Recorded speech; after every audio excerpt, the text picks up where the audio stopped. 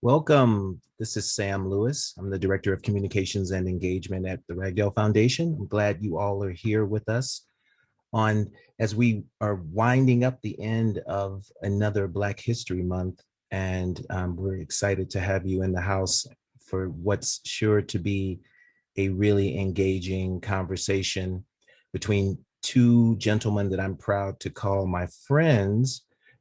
Avery R. Young, who is a fellow of Ragdale and interdisciplinary artist and does so much. He was the one singing that song you just heard called Tubman, which is a song off of an album of the same name, which I highly recommend that you pick up. And he will be in conversation with a person who I'm sure many of you know, Quraysh Ali Lansana, goes affectionately by Q, who is a person who's been involved with Ragdale for a long time in various ways. And so we're happy to have both of these gentlemen here. And so I will invite them to come on screen, but I want to remind you, please keep your lines muted.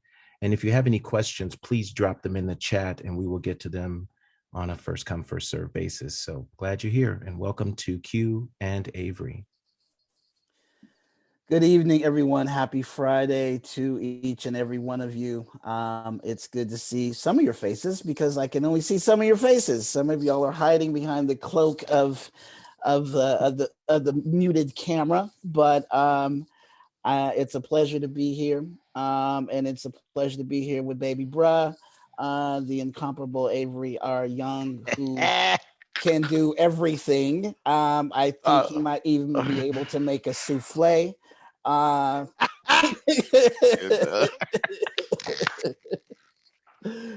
man, I know I do a little something in the kitchen. Yeah, well, I bet you do. I bet you cook everywhere, fam. I mean, you cook on the stage, you cook in the book, right? You cook in the classroom, right? Yeah.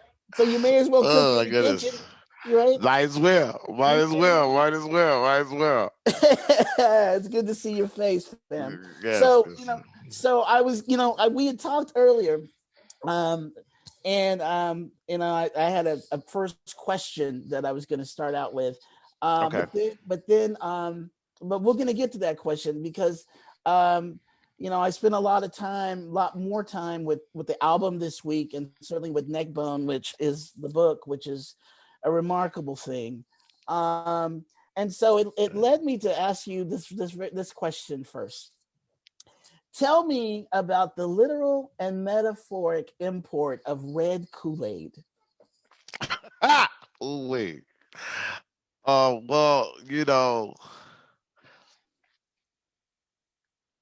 when we talk about in a glass of red Kool-Aid, we're talking about.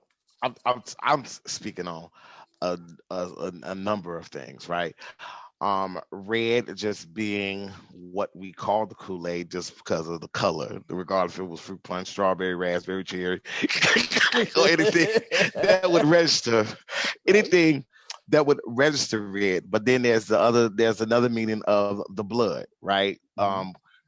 Growing up in a Baptist church and doing communion, the red or the red wine or anything that you drink red is also a symbolicness of the blood. So it's also tied into the tradition of how I grew up in this Black experience inside this land of America. And also red is life because it is the color of blood. It's life, right? They say for Mother's Day, when your mother's alive, you have a red rose, and your mother's passed, you wear a white one. Mm-hmm. I don't know where I picked that one up years ago. But I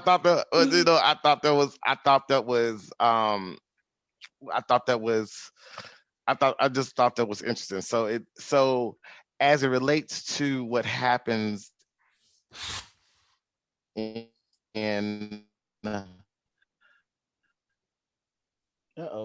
Miss Lee's good food and a glass of red Kool-Aid, that sustained us. It was the love, the love often symbolized by red or the color red, that that just nourished me. is what I'm on. I'm full of red Kool-Aid.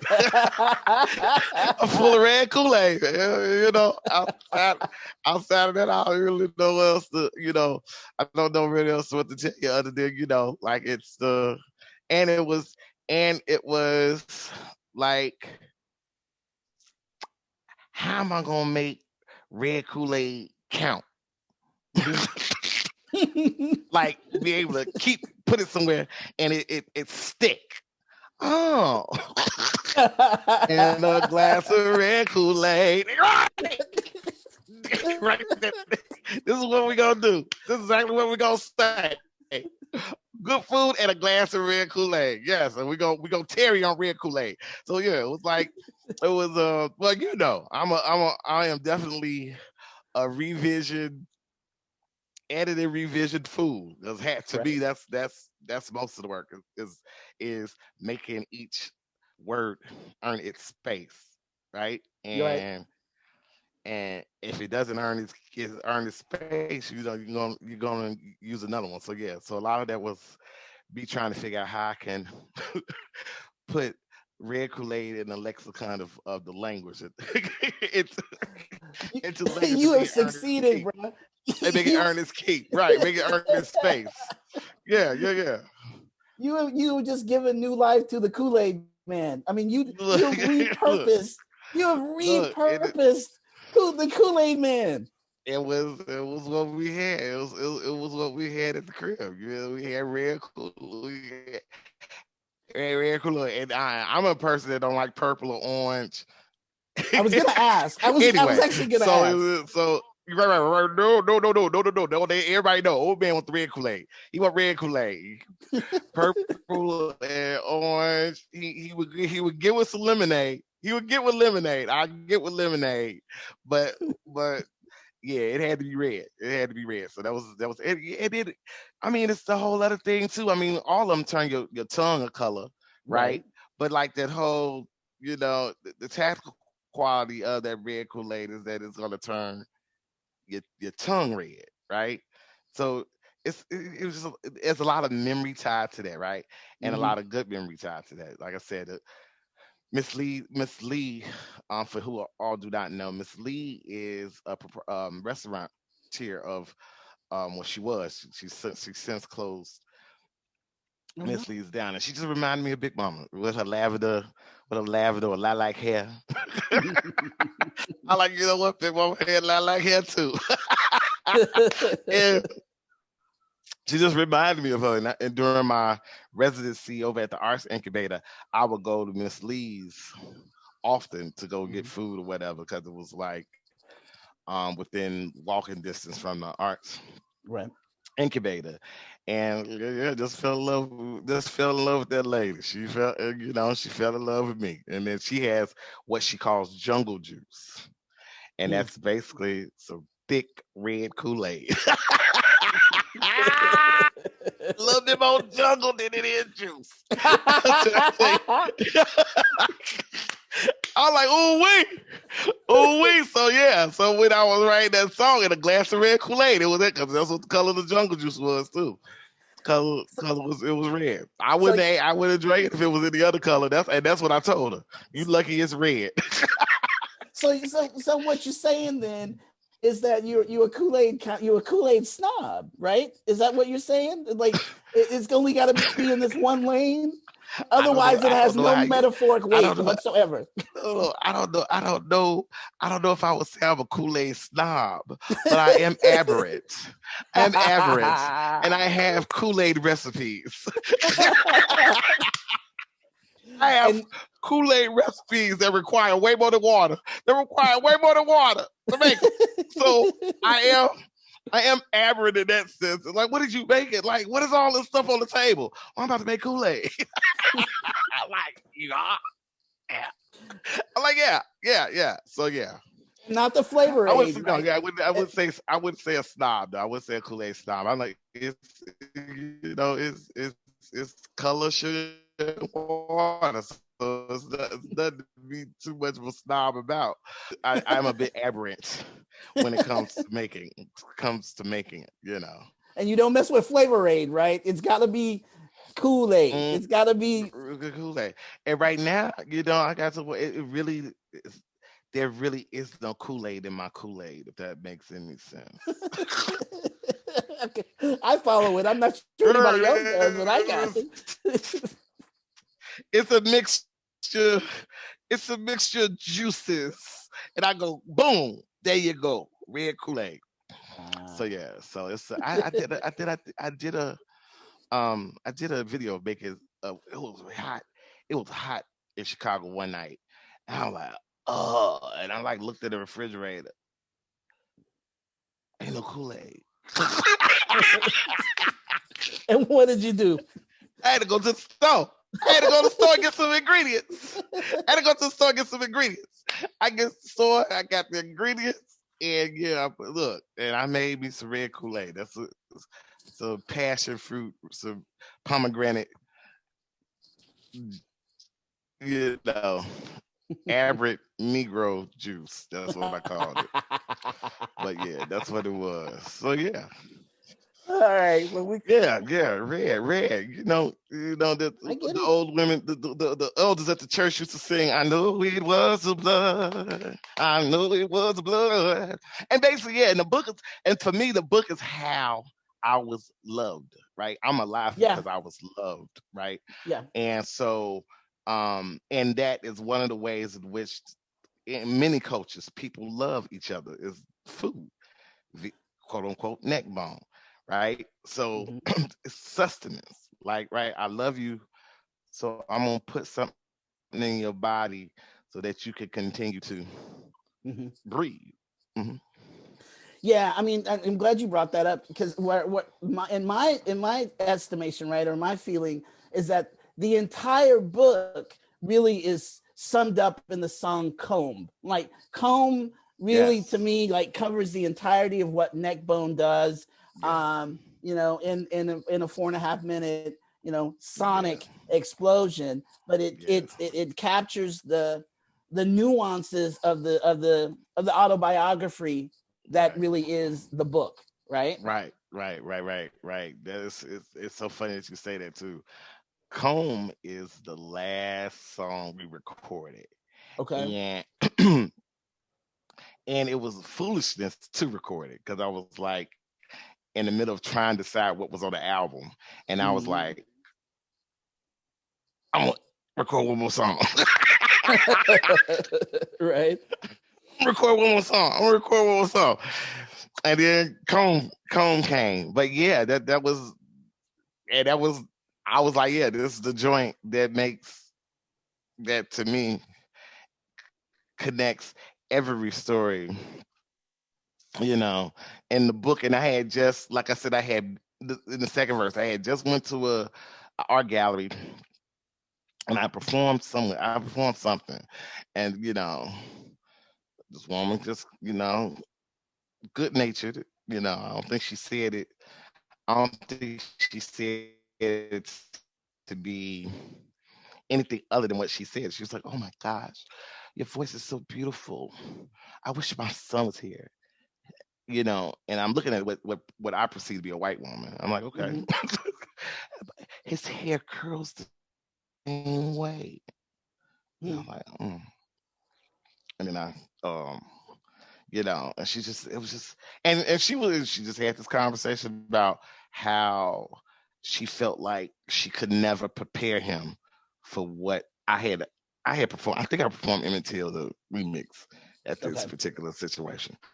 And she said, I just felt like I could never prepare him to tell to any of the time I've been his mother what you just did like 5 minutes ago, And I was, and then I just came home and I wrote Comb, and now I told the deacon board come to the house. We got one more song to learn.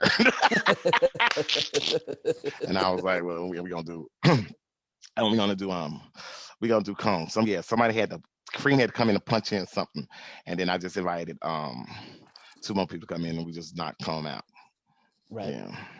Well, it very much encompasses what's happening in the book. And so I would actually, you know what? Since there's some folks here who probably haven't heard heard the song, would you sing the hook? Can Yes, you I can do that. Okay. The fact that I can come home and use your comb.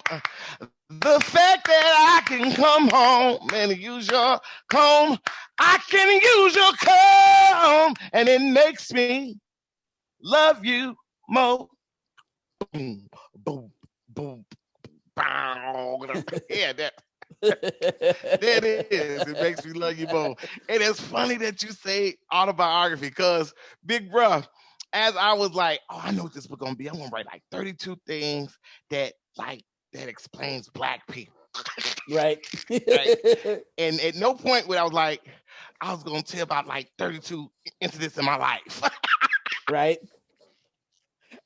And then when I went, you think you got the manuscript together. I'm laying all the stuff out on the floor, the dramatics.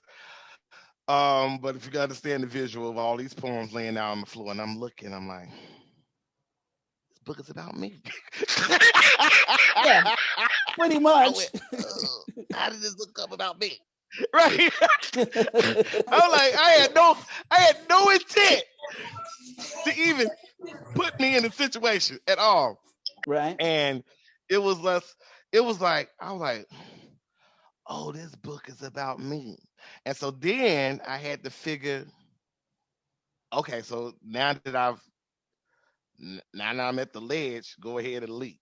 Right. And so, took other poems out and put other poems in and other stuff like that. So when you say autobiography, that is so funny because that was definitely not my intent when I first sat down. What was your intent?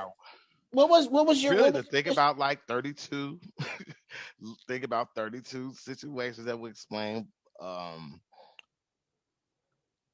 lot of what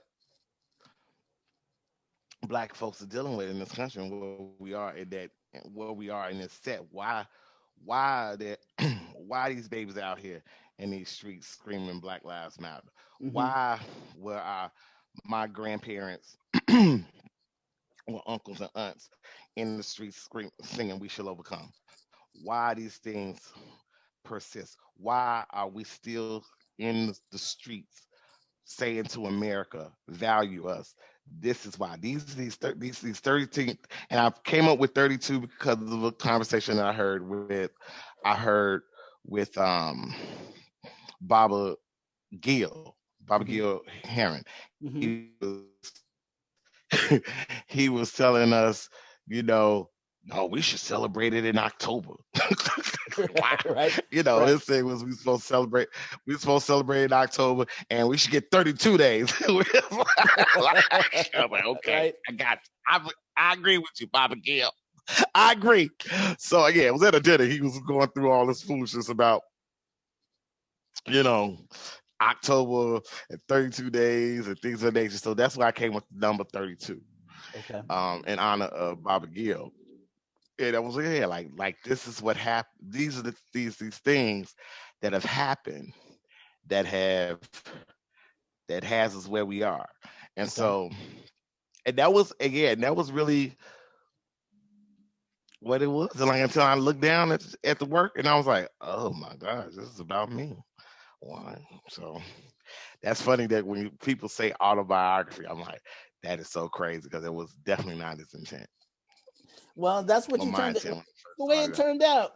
So let me give folks a context for Neckbone, right? So Neckbone, right? Avery's book is a book of visual verses. So in a moment, we're gonna share screen and show you this remarkable piece of work. So that it involves Avery's drawings and paintings as well as his words, his poems, and these poems take different shapes. They take on different lives and different forms. In a way, back in the day, old school, we call some of them concrete poems, right? Poems that take on different shapes, right? Poems that represent different types of sort of standardized texts that we look at, like a school book or a manual or a recipe book. So very much concrete poems in a way, but also amazing drawings and paintings. And he incorporates the language into the work. So all of it. So visual verses is actually the most apt term, because they're visual, right? And we both know that, poetry, that language is to help us, is to move us to see, right? And we are to see and experience and feel on the page, or the poem's not working, right? Right. That, what did Frost say? You can only use the term beautiful in a poem once, because it's a poet's job to show beauty, to make beauty manifest, right? And not to just call it beautiful. Yeah. And not to just call a thing beautiful. And so what you've done, right, is created this world, and whether you knew it or not, fam, it's an autobiographical world. I mean, I know it now. It wasn't my intent, the Holy Ghost made it about, because it wasn't what I set out to do. It wasn't what I set out to do at all, right? And I do have to give credit where credit's due. Parnisha Jones, my editor over at Northwestern University, she was the person who really campaigned to add visual verses to the title, right? Because she was like, well, we gotta say something to get to let people know what it is. Yeah. I'm like, I don't want neckbone poems. I'm like, I don't want to call it poems. Right. Well, why don't we just call it neckbone? But she says you doing way more the neckbone. Then she went visual verses. Yeah. And she basically said what you just said. I was like, okay, I rock with visual verses.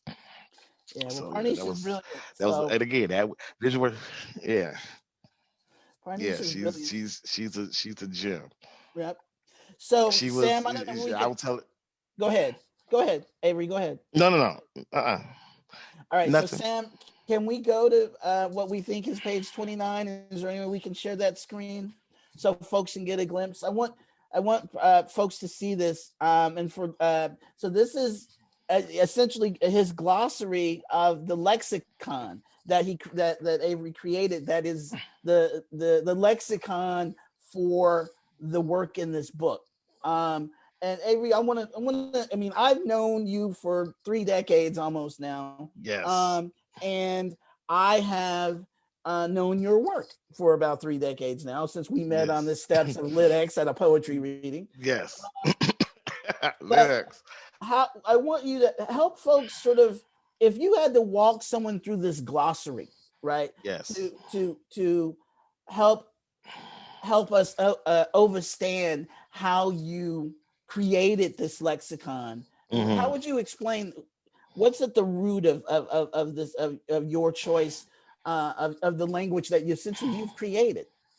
Yes. So this is basically me presenting the rules of the code. I think in the title, it mentions Duriel. I remember in the workshop, Duriel was like, okay, well, I see what you're saying with language, but you have to come up with the rules, right? I don't see a rule yet.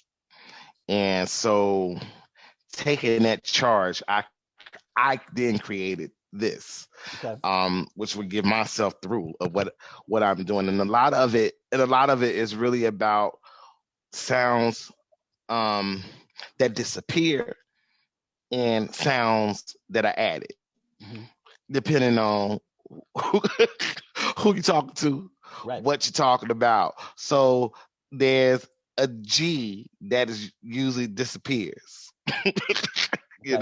in making, talking, speaking. The G disappears, but sometimes you're talking to somebody or I in conversation with an aunt, uncle, cousin, brother, sister, and id is added to a word. Oh, they looked it nice. And you like, they did what? They did what? Oh, they looked it nice. Oh, okay. Right. Okay. and looked it is not in the dictionary. So I had to figure out a way to create a glossary or a dictionary where it would exist, right? Because I mean, I heard people talk. I mean, this is the way I hear people talk. So I think of nature there was just and I wanted to present the work as code as opposed to this language that was incorrect or this language that wasn't this language just wasn't necessarily the language of the colonizer, right? Right. So I just figured to create a code, and this is what this grammar glossary is. I mean, and again, it's you've it also is this way in which to make the text visual, Right. right? Because all those brackets now make the work visual as opposed to just language on the page. It has to the page is a stage as well, or Right. canvas, right? Yeah. So yeah, it's doing work, right? It's causing in some cases the pause needed in order to even say it, right? It's it is it's um announcement that it's other, right? It's an other language. um I felt it necessary to put it in the book for everybody. Yeah. Yeah. Right? Because it's not necessarily the way in which we tend to receive language in a book anyway. Right. Right? So like and since I was being various um resistance about this code, I go ahead and figure, here you go, y'all, a glossary to help you help you through the ride of which is what will be this book. Which I think is very and it really is like Go ahead. Thank you. I mean, look. I was working, big bro. I was working. I was like, this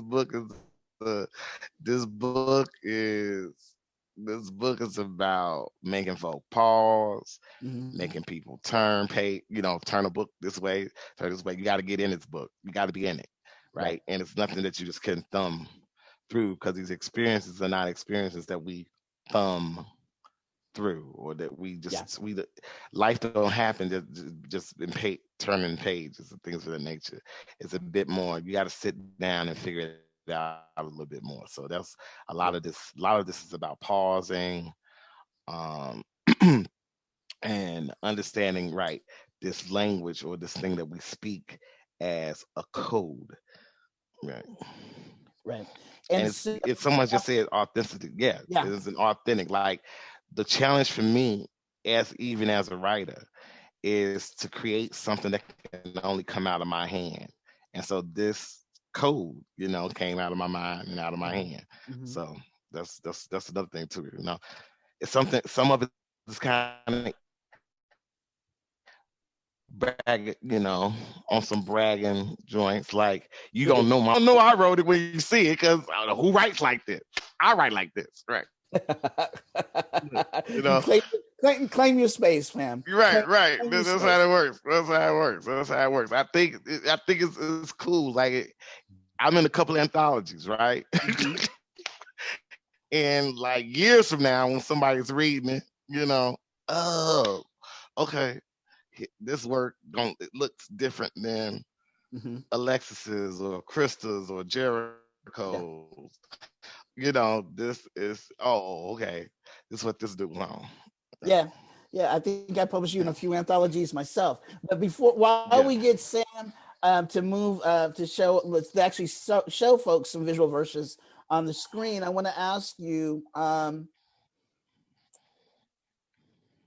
I wrote the Tubman book, and I wrote the Tubman book in vernacular, and I went back and I studied Charles Chestnut and Zora Neale Hurston. I went back to James Weldon Johnson. I listened to audio files of narratives of formerly enslaved Africans, everything that I could find. to find to come up with what I call some sort of musicality of language that ended up being a gumbo. Right. How much was the sonics a part of your decisions in terms of how you created the lexicon? It doesn't work without them. It doesn't. The code is really trying to figure out how this language or how what I'm hearing will look formally on page. Mm-hmm. Right. So can't have to work without the phonics. I don't. I mean, you know this about me. I don't. I hear it. I hear it. Yeah. Right. And a lot of this work was about me being transparent to what I see as well, as opposed to just what I hear. So especially like with the Billie Holiday record, which I think Sam is flipping through now. Yeah. I was putting down what I was seeing, right? And not just what I was hearing. So yeah, I hear first. And I'm just at that point,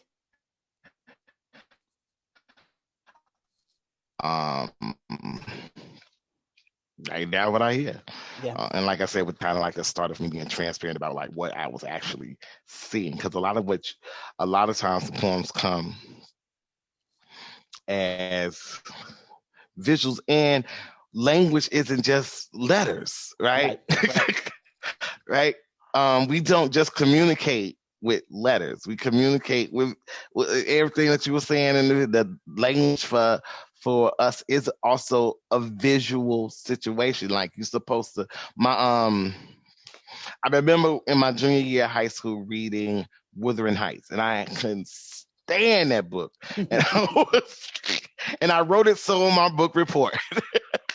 And my teacher at the time, Mr. Richards, was like, he says, "Well, I'm giving you an A because anybody that can still write 10 pages of basically dragging his book."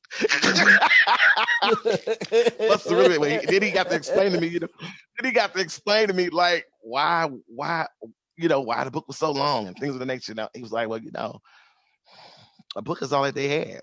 And when you see the words blue sky on page, you're supposed to see a blue sky. That's what the language is supposed to do. Right. And so, I kept that nugget or that lesson that he gave me in that conversation. And I presented here, here it is. See what I see. Right. Well, let's hear what you see a little bit. So Sam, slow down. Okay. And Sam, play if you wouldn't mind playing the Lady Day on Soul Train track for us, please. Oh, come on now. Yeah, know.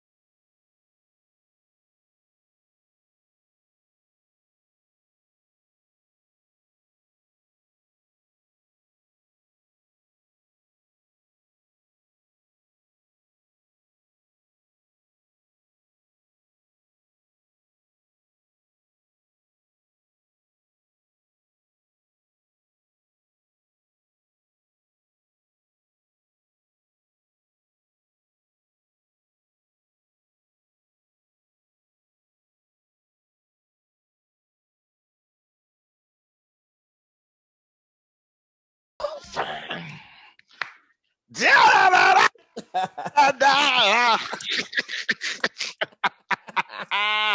that's that joint. That was a whole thing. That was had that whole Nina Simone. I mean, not Nina Simone, but Billie Holiday section even kicked off, and B was like, "What would Billie Holiday do on Soul Train?" Right. What would she do on Soul Train? And I was like, okay. And then I was like, well, ooh, it's April. You know what? Mm-hmm. I'm gonna take 30 days and write a poem. Hey. And again, it was gonna be this poem about. It started out about being this poem on Billie Holiday being on Soul Train. Ended Mm-hmm. up having it on Carnegie Hall. Having that Carnegie Hall bleeding from my head. Yeah. That's where I was going. I wanted you to talk about that, actually. Right. Why don't you read the poem and then let's talk about it? You got it there? Okay.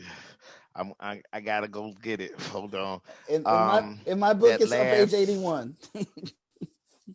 I mean, I don't. It's so funny. I don't have to. Wait, I can't get out of here. Wait, hold up. There you go. Okay, I was trying to get up out of here so I can. Oh, okay. So a song supposed to have a blood. Nobody can see on the black. A song supposed to have a little knuckle swing, a little thick monkey, a little mama stop the neighbor cause him wasn't a paying customer. A little put money in my hand and I'll put it in my own pussy. A little broke rib but yellow face still pretty. A man, a white girl, whistle prayers blowing, a little fly right, a little Nat King Jesus, a baby fell into mustard water and then come back up. A song supposed to pinch, leave spit on a white. A song supposed to wade in tears and bleed blood, a blood nobody can see on the black. So tell us about that moment and when you did the research. What did you learn? Talk about that because that's true. That actually happened. Right. So yeah, so the night of her big Carnegie Hall performance, Mm-hmm. she was so nervous she stuck her head with the pen that she was putting in her hair for the flower, Mm-hmm. the flower that Mm-hmm. she so her thing, right? That she has in her head. And she bled from her head the whole night, but like nobody noticed it because her dress was the dress she wore was a black dress. Mm-hmm. And I just thought was like, wow. Yeah. And as a poet, that's a line right there. Yes, it is. Yes, it As is. a poet, this shit could be no easier. Real. It was like, oh, okay. All right, yeah. Blood nobody notices on the black. Yeah. And it wasn't and it I mean it's the last day, it's the last poem, and it was like I think I yelled or something after I wrote it down. Like and I think Colleen Smith comes running in the studio. She's like, well, what happened? I said, no, I just wrote something that couldn't get no better.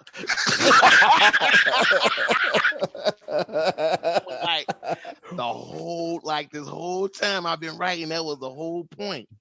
Right. Especially with this that nobody notices the blood on the black, and then this woman didn't stop to say, hey, I need to go take care.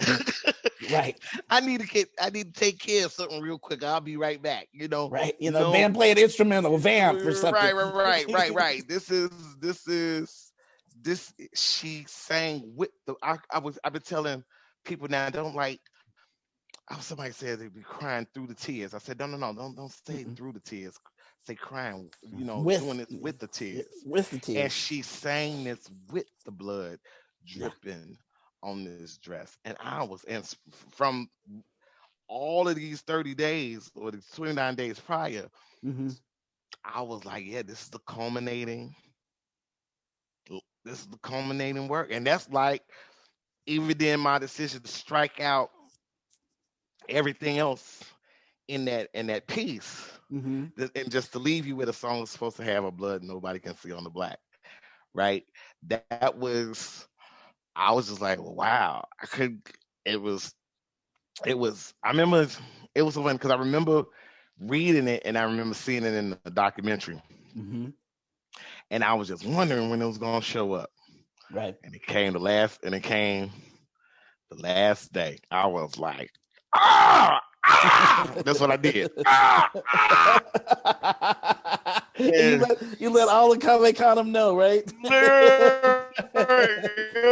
It was crazy. It was crazy. It was craziness. It was craziness. It was like they're like, what happened? What happened? I said it couldn't get no better. It couldn't get no better. It was the last poem of the whole series, and I say it just summed it up. And like I said, then creating that song for that was no song on the record that was even about Billie Holiday. Well, in shorts, but there was a song that was like dedicated to that so like I had to come up with this song about it, and then like right, and it's really crazy that we talked about it today because Billie Holiday versus America, I believe, debuts this weekend on Hulu, and I mean that's basically what the song is. Why are you so mean to me? It's like talking to America. Like why are you so mean? Why are you so mean to me? I was just and you ain't gonna never find a greater love. Right. Right. I'm standing here singing with blood dripping down my head, because this is, because what I've been through, this can't be the worst thing. Nowhere close.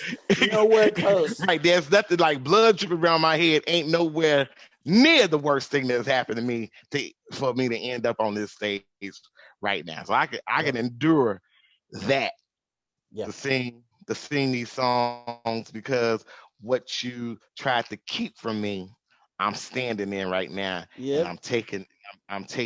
So it was, that's even talking about that right now. It's kind of like emotional because I can think about I'm thinking about what we rock with, right, and continue because you think this is the worst that happened to me, and I'm trying to tell you, it's not. It's not. It's not. It's not. I went through something at 13 that this bleeding from my head don't mean. My mama was selling me in a good time girl house. Right. Right. This is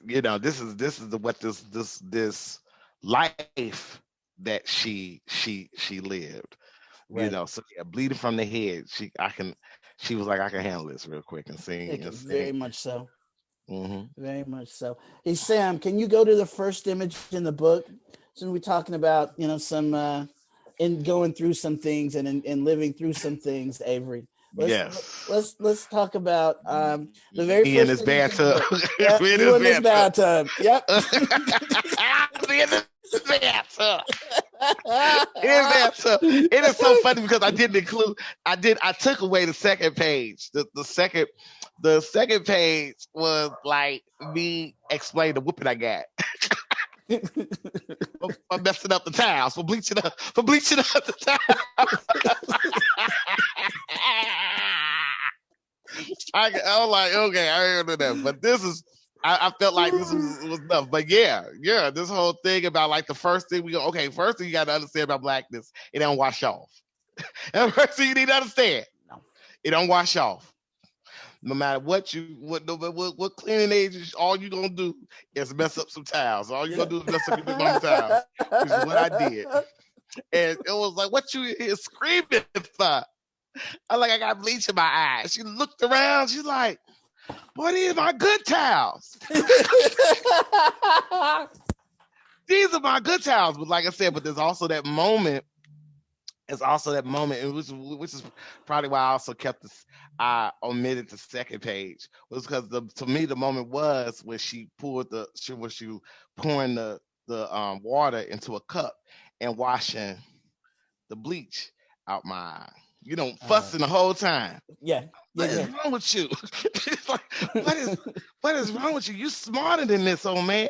I'm just like, I thought I was cleaning myself. She said, no, baby. No, baby. Soap will do. Soap will do. You messing it. You wasting bleach? You wasting ink drops? She was just like, she was like, whoa, what is wrong with you? She kept saying you smarter than this. You're so much smarter than this. And so yeah, the first thing we need to know is like what I kicked off the book with. It don't wash off. It don't wash off. And yeah, I was thinking like I had to put all these cleaning agents in the bathtub and scrub all this black off of me, but it was really like it wasn't dirt. It was actually my skin. It was not. Did you think it was dirt? Was that what you were thinking? Well, I bet my sisters in them. They're fair skinned. I'm like the only dark person in the house. Yeah. for like siblings, like right. All of my siblings are like they're light skinned people. You know? Mm-hmm. And I'm walking around here just like dark, and I'm like, well, maybe I'm not scrubbing the way I'm supposed to be scrubbing because when they come out the bathroom, they look like this. When I come out the bathtub, I look like this. Maybe I ain't scrubbing right. Maybe I ain't scrubbing right. Right? So I was like. And Big Mama wasn't like fair skinned when that. She was a pretty brown. She had a pretty brown on her, but it registered like everybody else in here is like, and I'm darker than her. I'm way darker than Big Mama. So I was just like, I don't know. I mean, it made bubbles too. So it was like, oh no! It made bubbles. It was a luxurious bath at the time. It was a luxurious bath at the time. There was bleach, there was dish detergent in the bath. It was everything in there, and there were bubbles. And I had messed up. I messed up and cut myself, and started to burn. The water started to burn my eye, and that's when I was like, "Oh my gosh, I'm going through a thing up in here." You know, so that's all. That's all. I mean, I learned that lesson real quick. You the color you're supposed to be, and that was intentional to open the book with that. Like that was intentional. Yes. Yeah, it don't, and yeah. Once I started to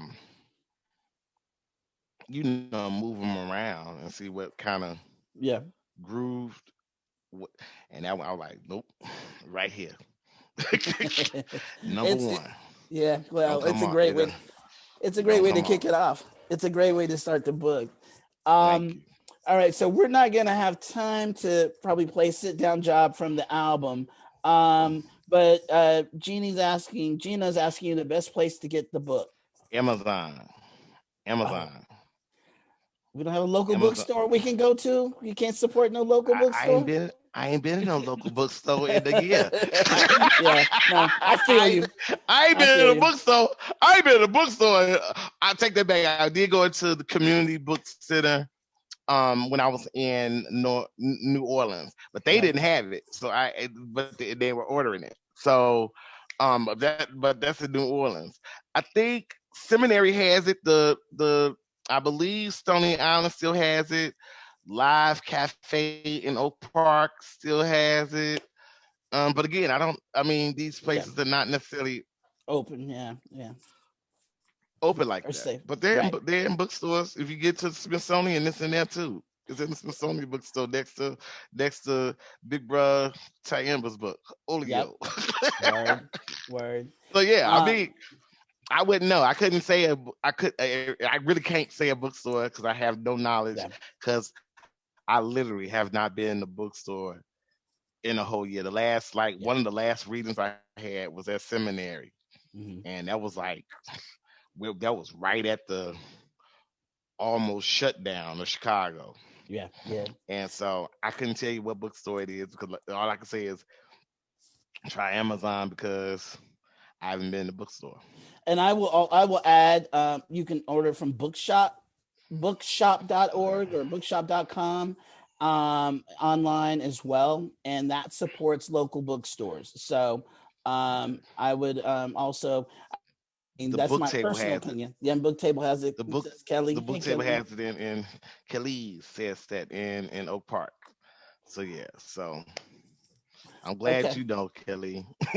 Yeah, right. West Side. Yep. So Did you get to Judas and the Black Messiah? Because I don't want to go there. I did. Yes, All right. did. Okay, so we can talk about it now. Yes, we can. Okay, so what are your thoughts? You know what? I thought it was a beautiful movie. I thought it was a respectful telling of a story.